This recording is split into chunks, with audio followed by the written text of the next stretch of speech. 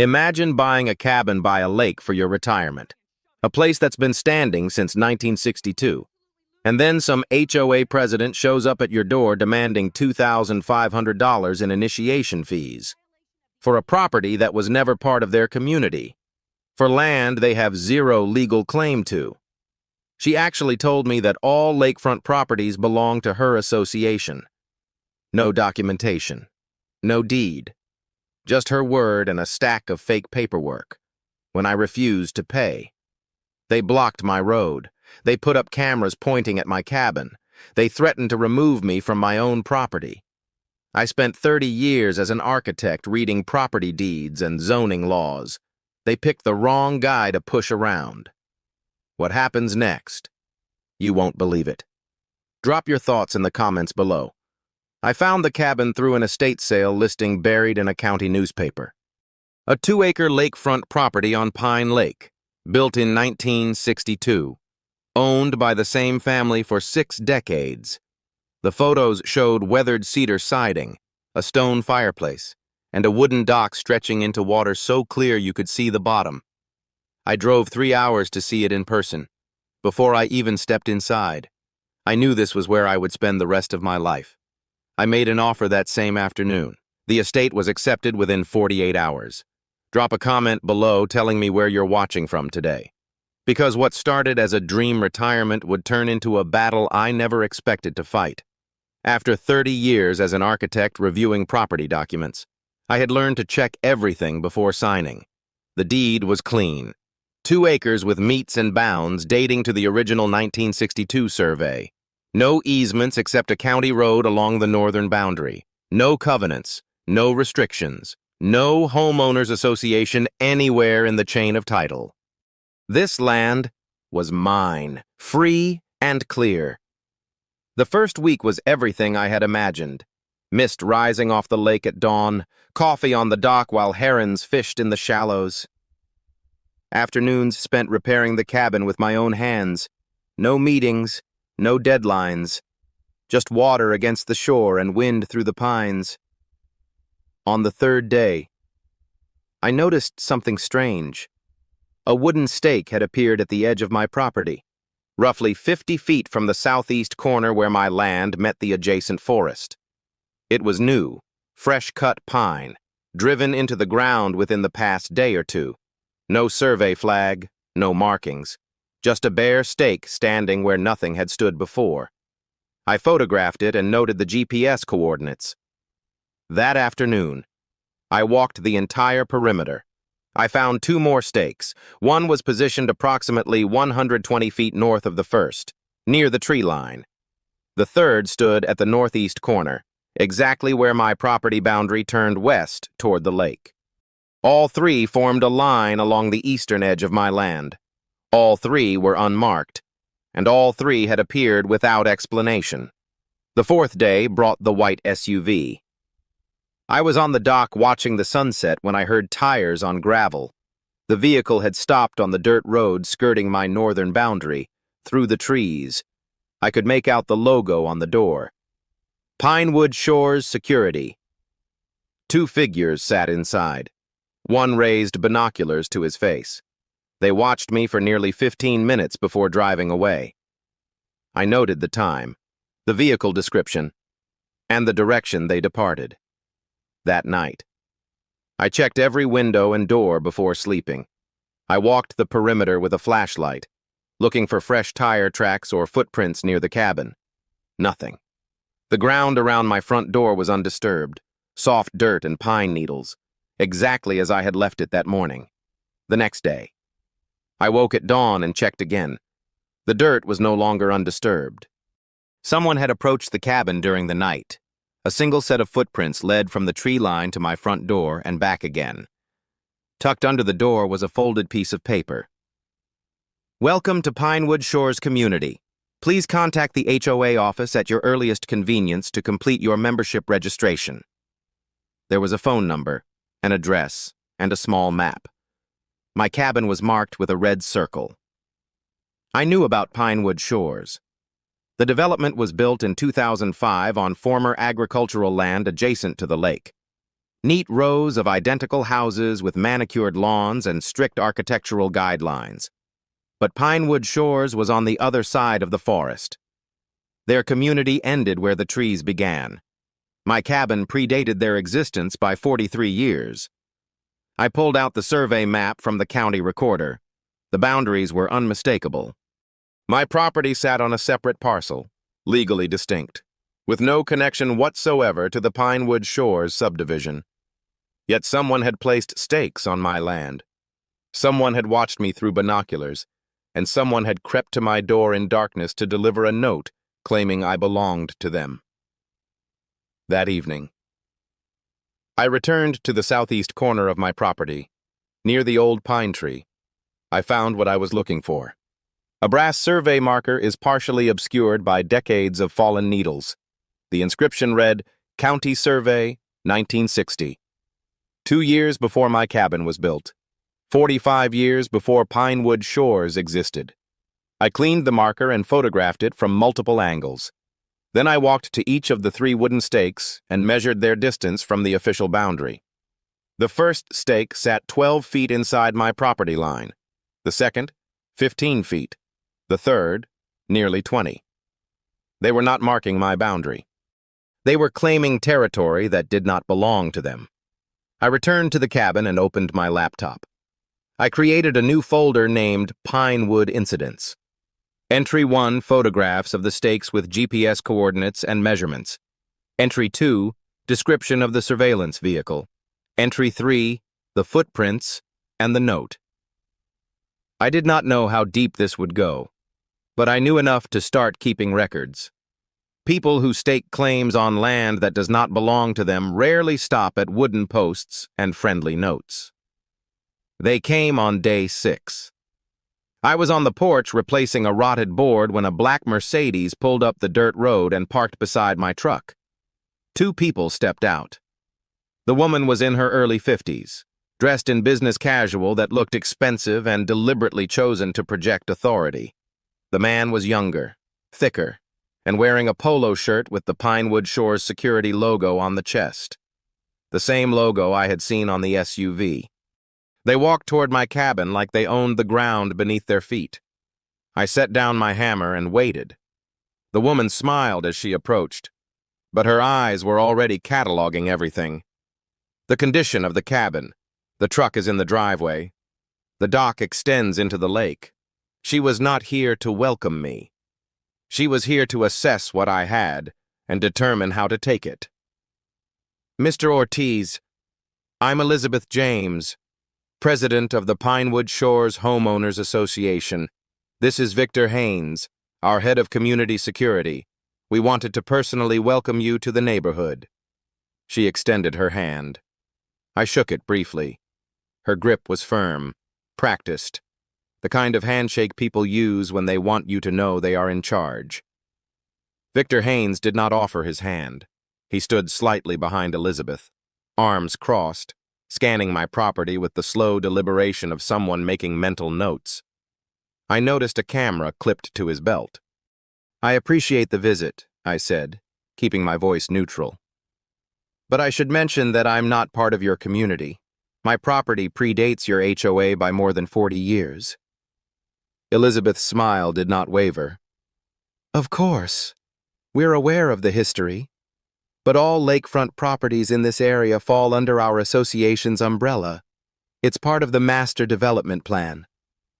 She opened the leather folder she was carrying and handed me a thick packet of papers. This is your welcome package. Inside, you'll find a copy of our CCNRs, our Community Standards Handbook, and the necessary forms for membership registration. I flipped through the documents while she continued talking. A copy of the Pinewood Shores Covenants, Conditions, and Restrictions, an invoice for an initiation fee of $2,500, another invoice for annual dues of $1,800, a list of architectural standards governing paint colors, fence heights, dock specifications, and landscaping requirements.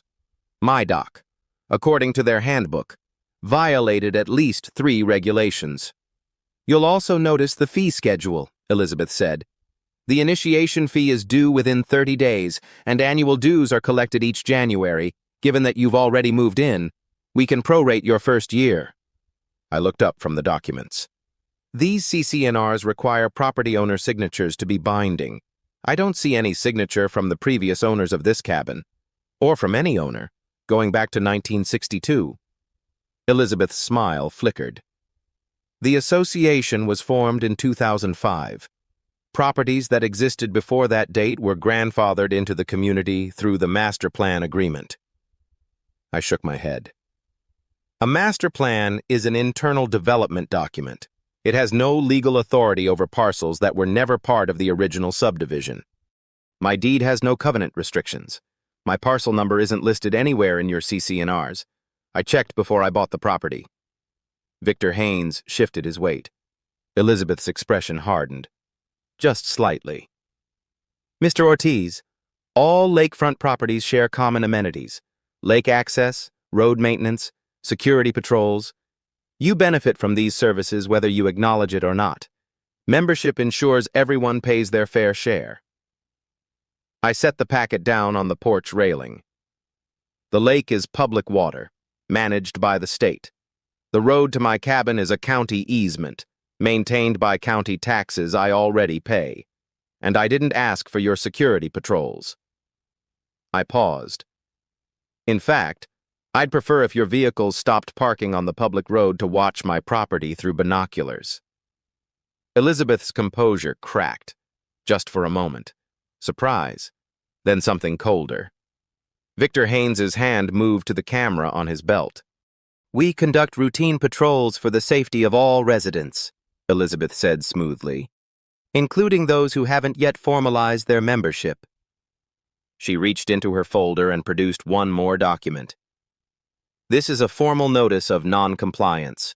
Your dock does not meet community specifications. Your cabin exterior has not been approved by the Architectural Review Committee. You have 30 days to bring your property into compliance or face additional assessments. She held out the paper. I did not take it. I'm not a member of your association. Your architectural committee has no jurisdiction over my property, and I won't be paying any fees for an organization I never joined. Elizabeth set the paper on the railing beside the welcome packet. I suggest you reconsider, Mr. Ortiz. We have ways of dealing with non-compliant residents. The process can be quite uncomfortable. She turned and walked back to her Mercedes. Victor Haynes lingered for a moment, raising his camera to photograph my cabin, my dock, and my truck. Then he followed her. I watched them drive away, memorizing the license plate, the moment they were out of sight. I pulled out my phone. I had been recording the entire conversation. This state allowed one-party consent for audio recordings. Every word Elizabeth James had spoken was now documented. That evening, I accessed the county recorder's database and downloaded the complete title history for my parcel. No HOA covenant had ever been recorded against my property. No master plan agreement. Nothing connects my land to Pinewood Shores in any legal capacity. I added Elizabeth's documents to my evidence folder, along with the recording and a detailed summary of our conversation. Entry 4. Entry 5. Entry 6. They thought they could intimidate me into compliance. They had no idea that every threat they made was another piece of evidence I would eventually use against them. The escalation came faster than I expected. On day 8, a large sign appeared at the entrance to the dirt road leading to my cabin. Pinewood Shores, private community, residents only beyond this point. Professionally made, mounted on 2 metal posts driven deep into fresh concrete. It had not been there when I drove to town that morning. I photographed it and called the county road department. A clerk confirmed the road was a public easement. No private entity had authority to restrict access, because this was the 3rd complaint they had received about Pinewood Shores blocking county roads. They dispatched an inspector that same afternoon. By day 10, the county had removed both the sign and its posts. But when I returned from town that evening, a heavy wooden gate stretched across the road, secured with a padlock and chain. Private property, authorized vehicles only, violators will be towed. Jan. Fresh tire tracks from a heavy vehicle led from the barrier back toward the Pinewood development. Sawdust and wood shavings littered the ground around the posts. They had been waiting for the county crew to leave. I sat in my truck, engine idling, staring at the obstruction. My hands tightened on the steering wheel until my knuckles went white. Every instinct screamed at me to floor the accelerator and smash through. It would have been satisfying. It would have been exactly what they wanted. An act of property damage they could use against me. I forced my grip to relax, put the truck in reverse, took the long way around through a fire access trail that added 40 minutes to my drive. The next morning, I filed another complaint. The county removed the barrier again by sunset. It was back. Same padlock, same sign. But this time, Victor Haynes stood beside it, arms crossed, watching my approach with a smirk. I stopped my truck and stepped out. My phone was already recording video in my shirt pocket. "Mr. Ortiz," Victor said, "this is HOA property. You need a resident pass to proceed." I kept my voice level. "This is a county road. You have no authority here." Victor shrugged and pulled out his phone. 5 minutes later, the black Mercedes appeared. Elizabeth James stepped out, her expression a careful blend of sympathy and steel. "Mr. Ortiz, I'm sorry it's come to this, but non-compliant residents create problems for the entire community. We have a responsibility to maintain order." I gestured toward the barrier. "This is illegal. The county will remove it again." Elizabeth smiled. "And we'll replace it again. This could go on indefinitely, or it could end today." She stepped closer, lowering her voice. $2,500, that's all it takes. Think of it as an investment in peaceful coexistence. The audacity was breathtaking. She was openly admitting to harassment, framing extortion as a compromise. "Are you threatening me?" I asked. Elizabeth's smile widened. "I'm offering a solution. The alternative is complicated. Legal fees, property disputes, the stress of fighting an organization with resources you can't match." She paused. "We've done this before. Mr. Ortiz, we always win." I could feel my pulse in my temples. 30 years of professional discipline kept my response measured. "I'll consider your offer." Then I got back in my truck and took the fire trail home. Elizabeth watched me go, still smiling. That evening, I discovered the cameras, 2 of them, mounted on county utility poles along the public road, just outside my property line. The poles belonged to the electric company, not Pinewood Shores. Installing equipment on them without authorization was a separate violation. Both cameras were angled directly at my cabin and dock. Fresh drill marks scarred the wood around each mounting bracket. I photographed them with a telephoto lens, documenting serial numbers and installation hardware. My email held another surprise. A message from Pinewood Shores Legal Department had arrived at 3:47 p.m. The letter demanded immediate payment of all outstanding fees, plus a $500 compliance assessment penalty. Failure to pay within 14 days would result in a lien on my property. The signature line read, "Associate Counsel," with no bar number, no law firm name, and no verifiable credentials. I had seen enough fraudulent legal documents in my career to recognize one immediately. That night, I sat at my kitchen table with everything I had collected spread before me. Photographs of stakes, barriers, and cameras, recordings of threats, fraudulent invoices and fake legal notices. GPS coordinates and timestamps create an irrefutable timeline. Every piece of evidence is cataloged and backed up to 3 separate locations. They were building a case of intimidation against me. They had no idea I was building a federal case against them. I pulled out my laptop and began researching property attorneys who specialized in HOA disputes and boundary conflicts. Tomorrow, I will stop playing defense. Elizabeth James had told me they always won.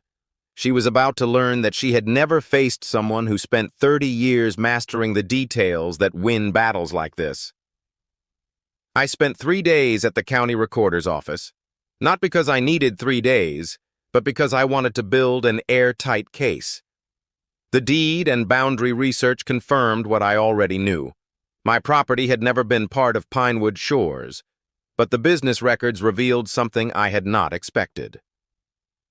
Pinewood Shores Development LLC had been formed in 2003 by a group of investors. One name caught my attention: Elizabeth Mitchell. I cross-referenced it with marriage and divorce filings in the county database. Elizabeth Mitchell had become Elizabeth James after a brief marriage in 2008. The signature on the LLC formation documents matched the signature on the fraudulent invoices she had handed me. Same distinctive loop on the capital E. Same sharp angle on the final S.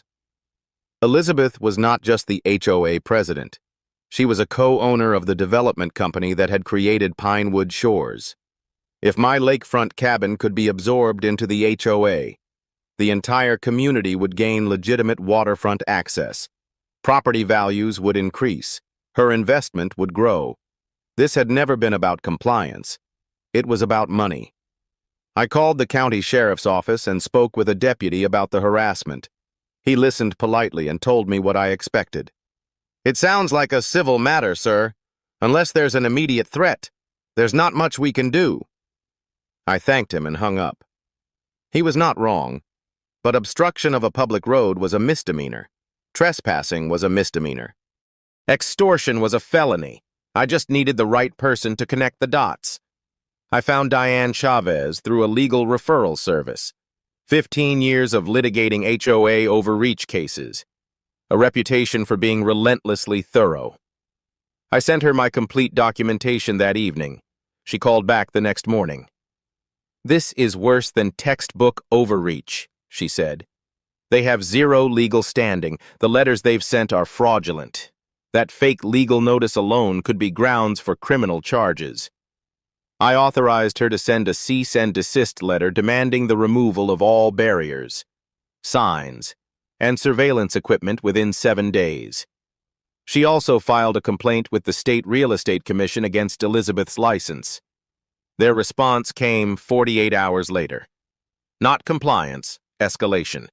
A new letter accused me of damaging HOA property and demanded $1,500. Diane's assessment was brief. "They're building our case for us."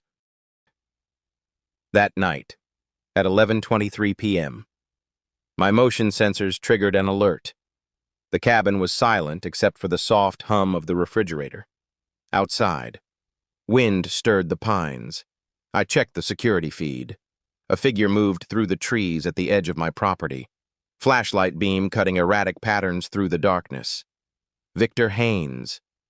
He emerged into the clearing near my dock, his breath visible in the cold air. I watched him examine the dock structure, take photographs with his phone, then walk toward the southeast corner where the original wooden stakes had appeared weeks ago. He pulled something from his jacket pocket. A wooden stake. He knelt and drove it into my land. The timestamp read 11:31 p.m. His face was clearly visible in the infrared footage. Criminal trespass. Documented and undeniable. I called Diane first thing the next morning. "Combined with everything else, this is enough," she said. "It's time to end this." I asked her how. "We know their pattern. They escalate every time we push back, according to Victor's schedule, which I obtained through a public records request on their security contracts. Saturday is their designated enforcement day. Elizabeth will almost certainly attempt another action."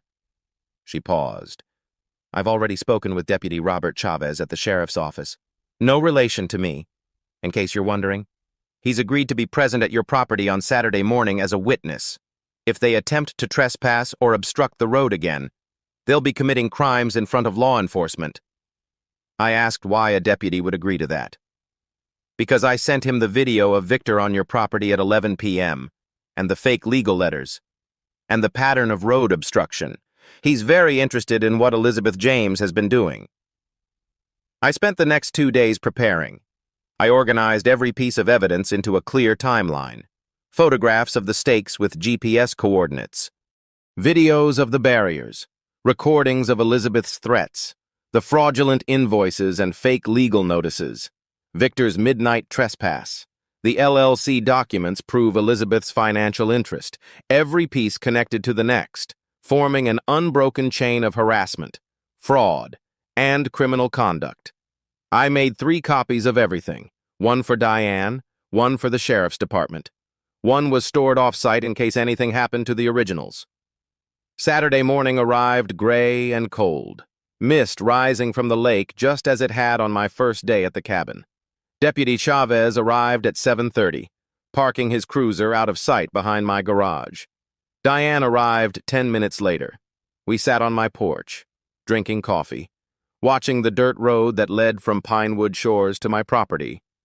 Elizabeth James thought she always won. She thought I would surrender like everyone else. In about 2 hours, she was going to learn exactly how wrong she was.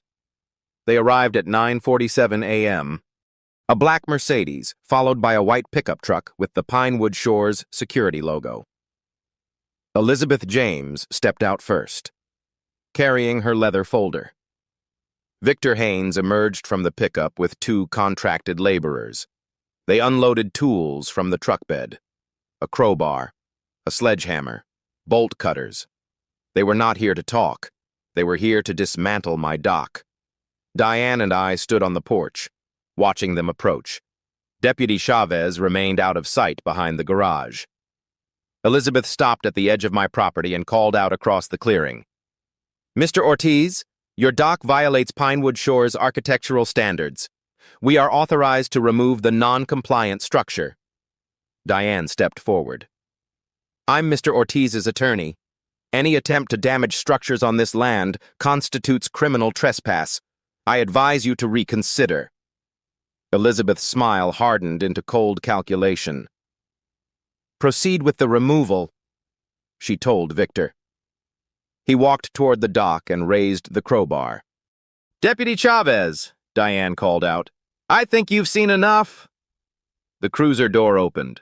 Deputy Chavez stepped around the garage, hand resting on his belt. "Sheriff's Department, everyone, stop." Victor froze. The contractors immediately stepped back. Elizabeth spun around, genuine surprise breaking through her composure. "Deputy, this is a civil matter between the HOA and a non-compliant resident." Deputy Chavez walked toward her slowly. "Ma'am, I've been observing for 30 minutes. I've also reviewed video of Mr. Haynes trespassing on this property at 11 p.m. last Tuesday." He stopped in front of her. "Based on what I've witnessed, there are potential charges under investigation: criminal trespass, extortion, obstruction of a public road. I strongly advise your people to put down those tools." Victor dropped the crowbar. The contractors walked back to the truck. Elizabeth stood alone, her facade finally crumbling. "We were acting on legitimate community concerns. If there's been any misunderstanding..." Deputy Chavez cut her off.